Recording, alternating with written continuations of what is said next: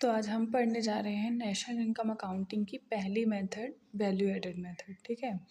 National income accounting तो हम समझ ही गए होंगे कि 3 तरीके से होती है। ठीक है, income method, value added method और एक्सपेंडिचर मेथड। ठीक है, तो अभी हम पहली मेथड पढ़ रहे हैं जो कि है हमारी वैल्यू एडेड मेथड। ठीक है, अभी वैल्यू एडेड मेथड पढ़ने से पहले हमें ये जानना ज़रूरी होगा कि वैल्यू एडिशन होता क्या है। ठीक है, और यहाँ पे जैसे मैंने लिख रखा है कि first we will calculate GDP MP, मतलब कि वैल्यू एडेड मेथड जब हम यूज़ करते हैं तो जो हमें उससे जो मतलब जो भी क्या कहते हैं उसको रिजल्ट मिलता है वो जीडीपी एमपी के फॉर्म में मिलता है। उसके बाद हम उसको ट्रांसफॉर्म करते हैं एनएनपी में या फिर किसी भी चीज़ में। पर जो उसका फर्स्ट हम जब सब कुछ का मतलब जोड़ने के बाद जब निकालते हैं तो वो जीडीपी एमपी मिलता है हमको, जिसको हम जीवीए भी कहते हैं, ग्रॉस वैल्यू एडेड। ठीक है, अब आप लोग को बताते हैं सबसे पहले कि वैल्यू एडिशन क्या होता है। तो पहले एक छोटा सा एग्जांपल समझते हैं। ठीक है, सपोज कि हाँ, सपोज कि कोई भी एक फार्मर है। ठीक है, उसने क्या किया, उसने वीट उगाया। ठीक है, उसने वीट उगाया।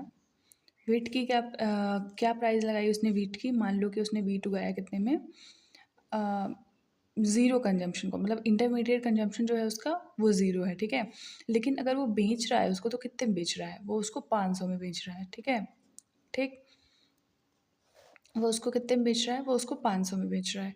अब क्या हुआ, ये जो 500 में उसने बेचा, ये खरीदा किसने, ये एक बेकर ने खरीद लिया। ठीक है, एक बेकर ने खरीदा इसको 500 रुपये में, तो उसका इंटरमीडिएट कंजम्पशन कितना हुआ, 500 रुपये। ठीक है, इंटरमीडिएट कंजम्पशन क्या होता है, जो भी मतलब जब हम प्रोडक्शन करते हैं तो जो भी क्या कहते हैं उनको, जो भी फैक्टर ऑफ प्रोडक्शन होते हैं चार, उनको छोड़ के और हम किसी भी चीज़ में जब पैसे लगाते हैं, जैसे रॉ मटेरियल तो ऑब्वियसली हमको चाहिए वरना हम प्रोडक्शन किससे करेंगे। तो जब हम रॉ मटेरियल खरीदने के लिए जो पैसे देते हैं, जैसे ये बेकर हमारा जो है बेकर दे रहा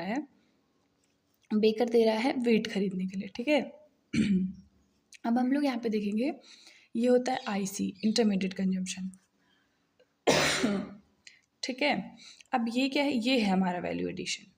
लेट्स सी, ठीक है, वैल्यू एडिशन एडिशन। ठीक है, इसमें क्या है कि वीट उगाया उसने, उसकी इंटरमीडिएट कॉस्ट कुछ भी नहीं थी, मतलब उसने किसी से कुछ भी नहीं खरीदा अपना वीट उगाने के लिए। ठीक है, तो उसने जब उसकी वैल्यू रखी वो 500 रखी, तो ये इसका वैल्यू एडिशन हो गया। ठीक है, अब बेकर ने क्या किया, बेकर ने इंटरमीडिएट कंजम्पशन किया। उसने 500 रुपये की ये क्या कहते हैं गेहूँ खरीदा है किसी से, तो वो इसको अपने इंटरमीडिएट कंजम्पशन पे रखेगा।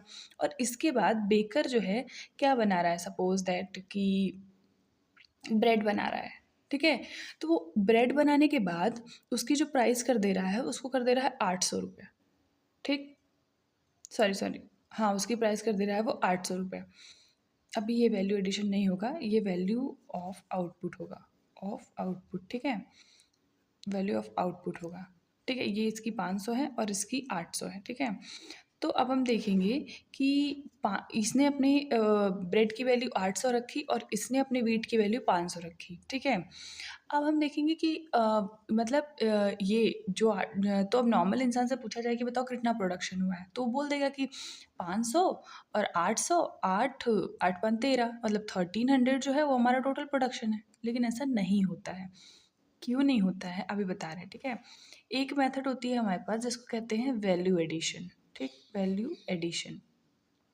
ठीक, इसकी जो वैल्यू ऑफ आउटपुट है, जो हमारे वीट की वैल्यू ऑफ आउटपुट है, उसमें क्या क्या हो रखा है, उसमें ये हो रखा है कि इसकी वैल्यू ऑफ आउटपुट में कुछ भी आईसी नहीं जुड़ा हुआ है, आईसी ज़ीरो है, तो ये इसकी जो वैल्यू ऑफ आउटपुट है यही इसकी वैल्यू एडिशन हो जाएगी। ठीक है, लेकिन बेकर में क्या है, 500 इसने इंटरमीडिएट कंजम्पशन किया, फिर उसने उसमें वैल्यू एडिशन तो 300 ही किया है ना, तभी इसकी वैल्यू 800 आ रही है।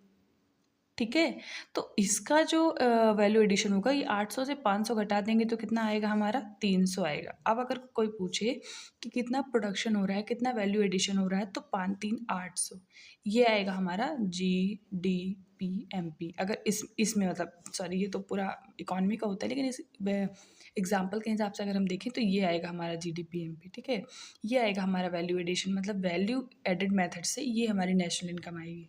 ठीक है, मतलब नेशनल इनकम नहीं, डोमेस्टिक इनकम आएगी, फिर नेशनल इनकम में इसको ट्रांसफॉर्म करेंगे। ठीक है, अब देखते हैं कि इसमें क्या क्या यूज़ किया जाता है। तो हम क्या करेंगे, वैल्यू एडिशन, वैल्यू एडिशन, या फिर हम यहाँ पे ये भी लिख सकते हैं, मतलब जीडीपी एमपी इक्वल्स टू क्या होता है, value of output, value of output minus intermediate consumption. ठीक, इतना हुआ हमारा। अब क्या है, अब ये जो वैल्यू ऑफ आउटपुट है यही हमारी सेल्स है।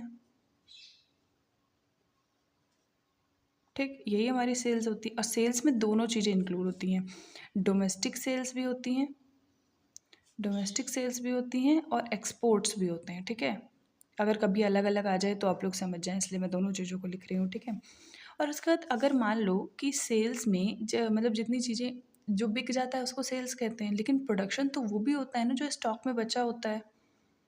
ठीक, जो स्टॉक में जो कुछ भी तुम्हारे पास बचा है तो इसको भी तो हम काउंट करेंगे ना, क्योंकि प्रोडक्शन तो हुआ है। ठीक, तो हम क्या करेंगे, इसको ऐसे लिखेंगे, क्या करेंगे, सेल्स प्लस डेल्टा स्टॉक।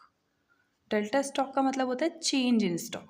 ठीक है, इसमें दो चीज़ें इंक्लूड होती हैं, क्या होता है, closing stock, closing stock minus opening stock,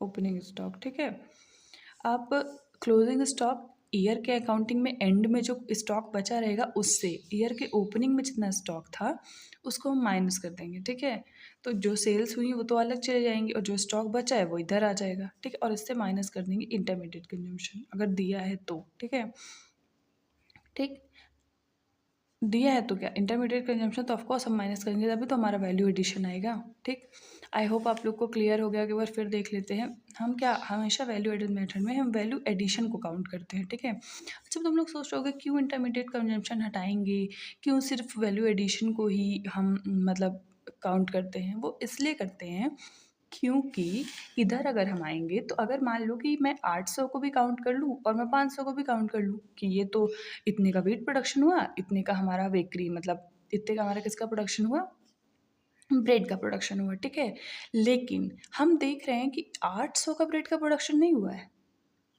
जब जब 500 इसमें ऑलरेडी जुड़ा हुआ है, ये बीच का जो भी उसने लगाया है 500 रुपये वो तो ऑलरेडी उसमें जुड़ा हुआ है, तो ये इसकी डबल काउंटिंग नहीं हो जाएगी कि हम दो दो बार वेट को काउंटिंग कर रहे हैं। तो इसी चीज़ से बचने के लिए हम वैल्यू एडिशन मतलब एक ही बार काउंट करने के लिए हम यहाँ से मतलब क्या कहते हैं, यहाँ से 500 को हटा देंगे और सिर्फ 300 जोड़ेंगे ब्रेड का वैल्यू एडिशन। ठीक है, अब समझ आ गया होगा आप लोग को। अब इसमें एक छोटा सा न्यूमेरिकल कर लें।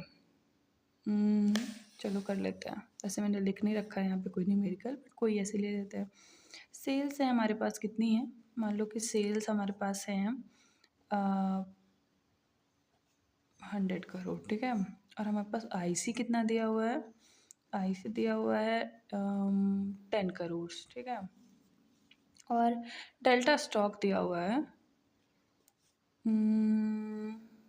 20 करोड़। ठीक है, इतने का है, मतलब ये वैल्यू है उस प्रोडक्ट की। ठीक, अब क्वेश्चन, ठीक है, इसमें हम लोग कैसे निकालेंगे, इसमें हम लोग को बोला गया है कि जीडीपी एमपी निकालो। ठीक है, कैसे निकालेंगे, सेल्स प्लस डेल्टा स्टॉक, ठीक है, माइनस इंटरमीडिएट कंजम्पशन, तो क्या आ जाएगा 100 प्लस 20 माइनस 10, तो क्या आएगा 110 करोड़। तो ये आ जाएगा हमारा जीडीपी एमपी। आई होप आप सबको क्लियर हो गया होगा। नेक्स्ट मिलते हैं नेक्स्ट वीडियो में, बाय बाय।